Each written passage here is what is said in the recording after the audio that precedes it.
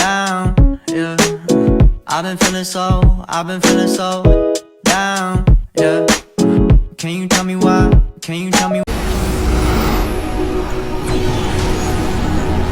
Audio Jungle. Audio Jungle. Audio Jungle.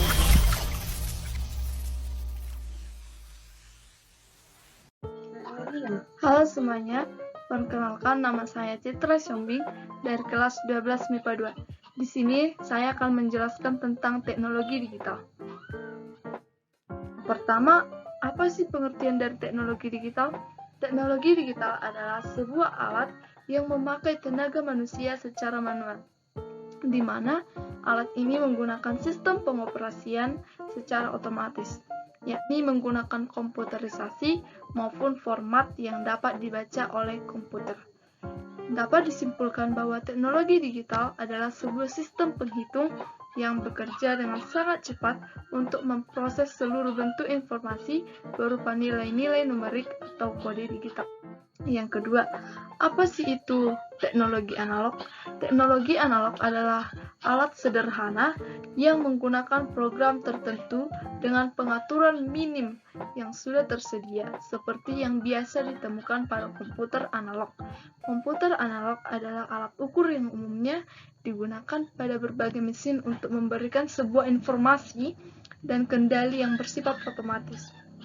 Namun, teknologi analog ini mempunyai kelemahan, yaitu saat melakukan penghitungan hasilnya tidak efisien.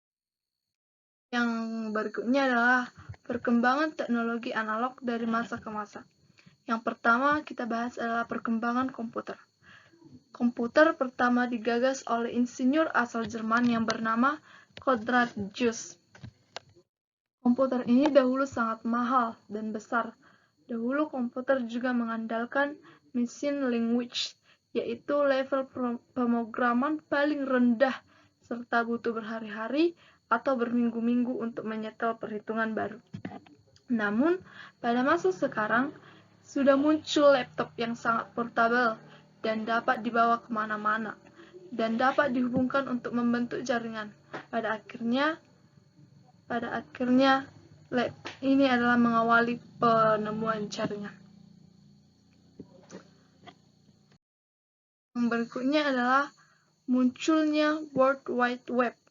Pada tahun 1989, Berners-Lee menciptakan konsep World Wide Web. Ide utamanya adalah menghubungkan dokumen-dokumen yang tersebar di seluruh jaringan komputer menggunakan hypertext. Dalam upaya ini, ia mengembangkan protokol HTTP atau Hypertext Transfer Protocol untuk mentransfer data. HTML atau Hypertext Markup Language untuk memformat dan menyusun dokumen, serta URL atau Uniform Research Regular untuk mengidentifikasi sumber daya web. Web bermula di European Laboratory for Practical Physics yang lebih dikenal dengan nama CERN. CERN merupakan suatu organisasi yang didirikan oleh 18 negara di Eropa. Situs jejaring sosial. Jejaring sosial adalah suatu struktur sosial yang dibentuk dari simpul-simpul yang dijalin dengan satu atau lebih tipe relasi spesifik dan seperti nilai visi gagasan teman, keturunan, dan lain-lain situs. Jaringan sosial adalah aplikasi yang menghubungkan sesama pengguna. Misalnya dalam akun Instagram, kita bisa saling mengikuti teman ataupun media sosial lainnya. Kelebihan teknologi informasi digital. Yang pertama adalah keutuhan data pada saat proses transmisi. Pada saat informasi dipancarkan dalam bentuk sinyal digital, walaupun dalam jarak yang cukup jauh, keutuhan data akan tetap terjaga. Sinyal digital tersebut akan melalui serangkaian reporter stasiun atau stasiun pengulang, yang berfungsi untuk melindungi dan memperkuat sinyal sepanjang jalur perjalanan transmisi, sehingga data yang kita miliki tidak akan berkurang dan tetap ada seperti yang kita inginkan. Yang kedua adalah sistem komunikasi yang fleksibel. Teknologi digital melalui teknologi Integrated Service Digital Network atau ISDN, atau dikenal dengan jaringan telekomunikasi digital. Pelayanan terpadu dapat menghantarkan berbagai informasi dalam sebuah jaringan tunggal. ISDN diibaratkan sebuah pipa saluran informasi besar yang terdiri atas berbagai komponen informasi yang dapat berupa gambar, data, dan suara. Untuk biasanya dalam hal ini yang digunakan adalah flash disk. Yang berikutnya adalah efisiensi biaya. Peralatan pada teknologi digital mempermudah produksi massal yang kemudian akan menekan biaya produksi. Alat-alat teknologi digital juga stabil, praktis, dan memiliki daya tahan yang lama dalam pemakaiannya. Hal ini dikarenakan adanya teknologi Integrated Circuit atau IC yang dikenal dengan sebutan chips. Namun ada juga kekurangan dari teknologi informasi digital. Yang pertama, kesalahan pada saat digitalisasi. Banyak sekali proses digitalisasi sebuah sistem justru hanya menghambur-hamburkan uang. Konsep dasar yang dibangun masih konvensional. Kebanyakan hanyalah memindahkan dari bentuk yang sudah berjalan ke dalam bentuk digital. Sebagai contoh, sebuah perusahaan akan membangun sebuah sistem manajemen kecelakaan kerja. Kebanyakan dari mereka hanya akan merubah proses pencetakan manual menjadi digital melalui sebuah aplikasi yang dibuat sama persis seperti bentuk munculnya. Pada akhirnya, mereka akan kembali lagi melakukan pencatatan secara manual. Pencetakan dalam manual dapat dilakukan dengan lebih cepat. Penyimpanan data. Penyimpanan data bisa kita lakukan pada hard disk, flash drive, zip drive, floppy disk, compact disk atau CD, maupun digital versatile disk atau DVD. Yang berikutnya adalah transmisi data. Transmisi data merupakan proses untuk melakukan pengiriman data dari salah satu sumber data ke penerima data menggunakan komputer atau media elektronik. Transmisi data terbagi menjadi dua, yaitu transmisi analog dan transmisi digital. Apa sih itu transmisi digital?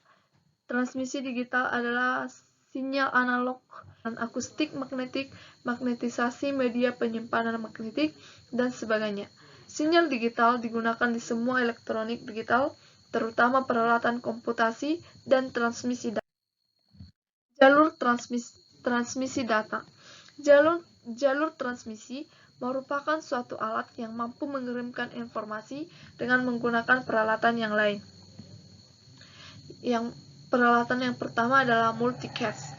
Multicast adalah suatu proses komunikasi yang terjadi melalui suatu alat dengan alat lainnya. Yang kedua adalah broadcast. Broadcast adalah proses pengiriman data atau informasi dari satu alat ke alat lainnya. Yang ketiga adalah unicast. Unicast adalah kontak informasi yang terjadi pada suatu alat dengan satu alat yang lain. Pengaplikasian teknologi digital dalam berbagai bidang. Teknologi digital sudah dapat kita lakukan dalam berbagai bidang, misalnya bidang komunikasi. Dalam bidang komunikasi, kita dapat menggunakan handphone untuk saling bertukar pesan dan bahkan bisa bertatap wajah walau tidak bertemu secara langsung. Yang kedua adalah dalam bidang pendidikan.